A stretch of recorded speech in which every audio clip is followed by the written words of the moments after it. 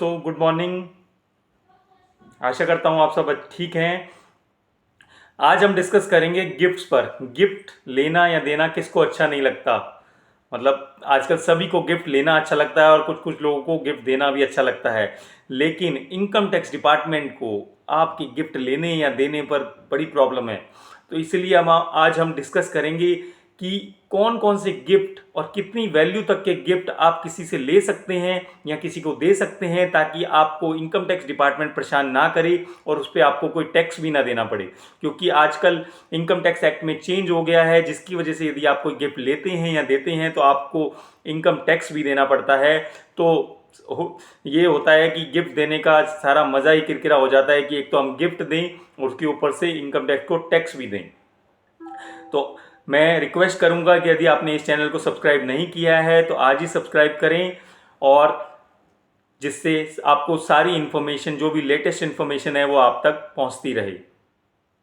तो मैं रिक्वेस्ट करूंगा कि आप मेरे साथ बने रहिए इस वीडियो में, क्योंकि आपको आज गिफ्ट के बारे में सारी इन्फॉर्मेशन मिलने वाली है। तो दोस्तों, आज हम डिस्कस करते हैं गिफ्ट। क्या क्या पॉइंट हम गिफ्ट में डिस्कस करने वाले हैं आज। पहला, rules related to gifts. Gifts की टैक्सेबिलिटी क्या है, कौन कौन से गिफ्ट एग्जेम्प्ट होते हैं जिस पे टैक्स नहीं लगता, क्या क्या टिप्स हैं जिससे हम टैक्स सेव कर सकते हैं और गिफ्ट भी दे सकते हैं, और गिफ्ट डीड का एक सिंपल फॉर्मेट जो सब यूज़ कर सकते हैं और 50 या 100 रुपये के स्टैम्प पेपर पे उसे निकाल सकते हैं। तो सबसे पहले गिफ्ट क्या है। एनी मनी और एनी आइटम इन काइंड, या तो पैसा या कोई आइटम, कैश, चेक, डीडी और ज्वेलरी, मूवेबल और immovable property, share etcetera, given to someone by someone for reasons of love and affection, without consideration और इनएडिक्वेट कंसिडरेशन। इसका मतलब है किसी को भी प्यार से दी गई वस्तु जिसके बदले हमने उनसे कुछ नहीं लिया, या 1 लाख की चीज का लैपटॉप दिया तो उनसे 10,000 रुपये लिए, तो इनएडिक्वेट या फ्री, तो उसे हम गिफ्ट कहते हैं। अब गिफ्ट की टैक्सेबिलिटी क्या होती है।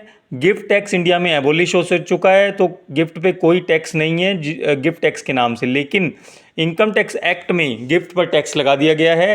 तो यदि 50,000 रुपये से ऊपर कैश या काइंड में किसी भी पर्सन से या कंबाइंड लोगों से किसी एक आदमी को 50,000 रुपये से ऊपर का 1 साल में गिफ्ट मिलता है तो वो टैक्सेबल होता है।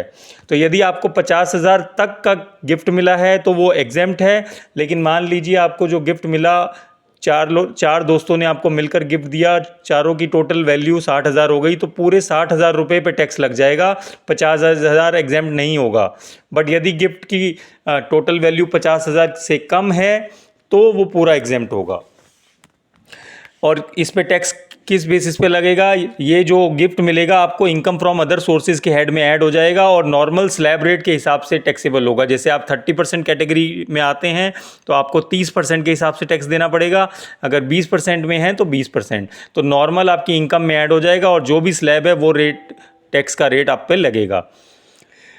Gift received on marriage anniversary, birthday, child birth, सब टैक्सेबल है, कोई भी एग्जाम नहीं है।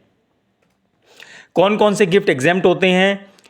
जो गिफ्ट 50,000 रुपये तक की वैल्यू है एक आदमी को 1 साल में सभी लोगों से मिलाकर, वो 50,000 रुपये तक का गिफ्ट एग्जेम्प्ट है।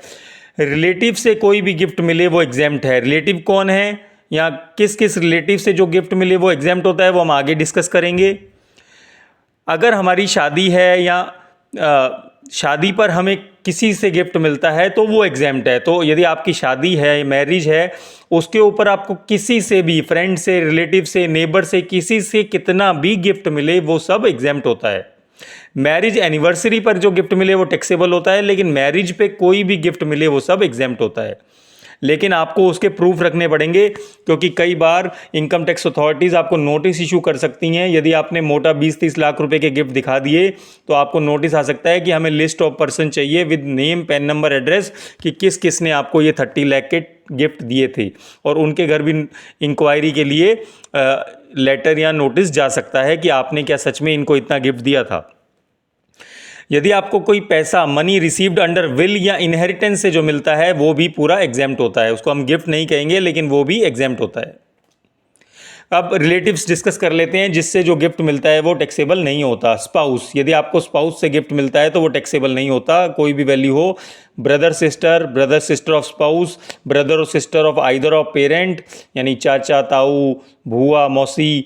एनी लीनियल असेंडेंट और डिसेंडेंट, एनी लीनियल असेंडेंट और descendant of spouse of person covered in point 2 to 6। तो बहुत सारी लंबी लिस्ट है जो रिलेटिव्स में कवर होती है, जिनसे यदि आपको कोई गिफ्ट मिले तो वो टैक्सेबल नहीं होता और एग्जेम्प्ट होता है।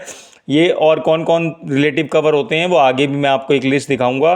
तो इनसे कोई भी आपको डिस्कस गिफ्ट मिले वो एग्जेम्प्ट होता है, लेकिन आपको ITR में इसे डिस्क्लोज जरूर करना चाहिए।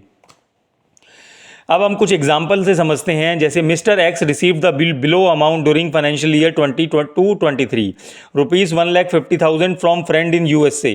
तो आप अब बताइए क्या होना चाहिए, क्योंकि 50,000 रुपये से ऊपर है तो ये पूरा का पूरा टैक्सेबल हो जाएगा और ये रिलेटिव से नहीं मिला है।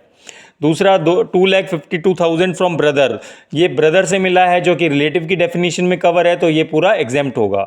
₹1,18,000 रिसीव्ड ऑन बर्थडे, ये टैक्सेबल होगा क्योंकि ये बर्थडे पे मिला है और किसी रिलेटिव से नहीं मिला है और 50,000 रुपये से ज़्यादा है। ₹7,25,000 received on occasion of marriage of mister x, ये मिस्टर एक्स की मैरिज पे रिसीव हुआ है, तो जैसा मैंने बताया कि मैरिज पर जितना भी गिफ्ट मिले सब एग्जेम्प्ट होता है, तो ये भी एग्जेम्प्ट होगा। अब हम क्या क्या डॉक्यूमेंटेशन हमें गिफ्ट के लिए रखने चाहिए। सबसे पहली बात, कैश में आप सिर्फ 2 लाख रुपए तक ही गिफ्ट रिसीव कर सकते हैं, अगर उसके ऊपर करेंगे तो इनकम टैक्स में उसके लिए पेनल्टी है। RTGS चेक से आप गिफ्ट ले सकते हैं, तो वो प्रूफ आप रख सकते हैं। यदि आपको इमूवेबल प्रॉपर्टी गिफ्ट में मिलती है तो उसकी रजिस्ट्री की कॉपी आपको रखनी पड़ेगी। यदि आपको मूवेबल प्रॉपर्टी मिलती है जैसे कि ज्वेलरी एक्सेट्रा, तो आपको स्टैम्प पेपर पे एक एग्रीमेंट कर लेना चाहिए, जिसका सैम्पल फॉर्मेट में आपको आगे दिखाऊंगा। Gifted money should be accounted और tax paid, not black money. तो आप ये पॉइंट ध्यान में रखिए कि जो भी पर्सन आपको गिफ्ट दे रहा है वो अकाउंटेड होनी चाहिए या टैक्स पेड होनी चाहिए। ऐसा नहीं कि किसी के पास ब्लैक मनी पड़ी है और वो आपको गिफ्ट कर दे। यदि ऐसा है और इनकम टैक्स से नोटिस आ गया तो आप भी फंसेंगे और जिसने गिफ्ट दिया है वो भी फंस सकता है। तो जो गिफ्ट है वो अकाउंटेड होनी चाहिए, पैसा कहाँ से आया उसका सोर्स पता होना चाहिए, यहाँ वो टैक्स पेड होनी चाहिए। इसके बाद गिफ्ट डीड मैं आपसे डिस्कस करूंगा। देखिए गिफ्ट डीड में क्या क्या होने चाहिए उसका सैंपल भी मैं दिखाऊंगा आपको। डिटेल ऑफ द डोनर, कौन डोनर है और कौन donee, name, date of birth, residence, relationship to each other, father's name etcetera, amount of money और item whatever being gifted, reason for gifting, clause stating that the deed has been made voluntarily without force और coercion, तो कोई pressure नहीं था आपके ऊपर जब आपने ये डीड बनाई। Clause stating that the donor is solvent and not bankrupt, clause stating that the gift is being made without any consideration, कोई कंसिडरेशन नहीं लिया और गिफ्ट हम ऐसे ही प्यार से दे रहे हैं। Date and place of the deed, condition और रिक्वेस्ट, कोई भी कंडीशन हो तो उसमें ज़रूर मेंशन होनी चाहिए। Signature of the donor and the Downey, and signature and detail of 2 witness, तो ये सभी डिटेल होनी चाहिए आपकी गिफ्ट डेट अगर उसको वैलिड होना है। तो ये लिस्ट ऑफ रिलेटिव है जो मैंने आपको आगे बताया था कि लीनियल असेंडेंट, डिसेंडेंट, उन सब में कौन कौन कवर होते हैं, तो ये पूरी लिस्ट है। इसके अलावा भी कुछ हो सकते हैं लेकिन कुछ पर्सन नहीं भी हो सकते, तो आप ये लिस्ट चेक कर सकते हैं और सेक्शन 56(2) VII भी पढ़ सकते हैं, उसमें ये पूरी लिस्ट दी गई है।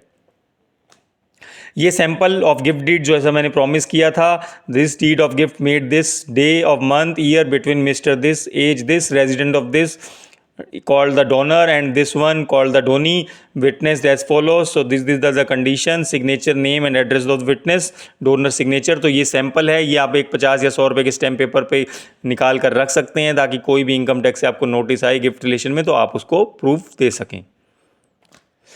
कोई भी आपको इसमें क्वेश्चन हो, कमेंट हो, प्लीज़ मुझसे इस वीडियो के कमेंट बॉक्स में पूछ सकते हैं। एक बार और मैं आपसे रिक्वेस्ट करना चाहूँगा कि आपने यदि इस चैनल को सब्सक्राइब नहीं किया है तो आज ही सब्सक्राइब करें ताकि हम आपको ऐसी इन्फॉर्मेशन देते रहें। आशा करता हूं कि गिफ्ट के ऊपर मैंने जितनी भी इन्फॉर्मेशन आपको दी आपके लिए रेलेवेंट होगी और आप उसका यूज़ करेंगे टैक्स प्लानिंग के पर्पज़ से, और किसी को भी आप गिफ्ट लेंगे या देंगे तो आप इन बातों का ध्यान रखेंगे जिससे ना उसे परेशानी हो ना आपको परेशानी हो। मैं एक रिक्वेस्ट करूंगा कि आप ये वीडियो ज़्यादा से ज़्यादा लोगों को शेयर करें ताकि सभी को इसका बेनिफिट मिल सके। उसके बाद मैं वही 2 बातें कहना चाहूँगा जो मैं हमेशा कहता हूँ। पहली, अपनी हेल्थ पे ध्यान दें, अपनी हेल्थ को अच्छा रखें, और दूसरा, अपने आसपास साफ सफाई रखें ताकि सभी की तबीयत ठीक रहे। तो मैं फिर मिलूँगा आपसे अगले वीडियो में, तब तक थैंक यू सो मच।